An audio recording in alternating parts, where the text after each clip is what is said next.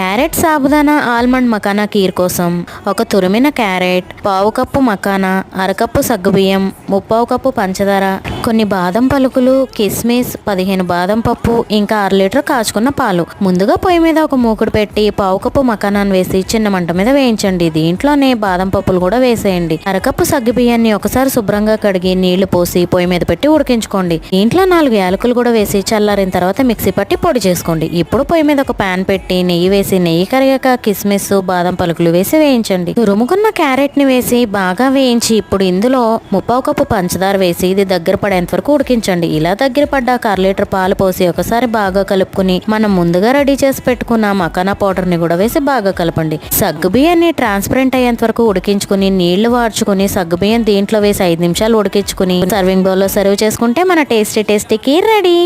ఇది చాలా టేస్టీ ఇంకా హెల్తీ కూడా. నచ్చితే లైక్ అండ్ సబ్స్క్రైబ్.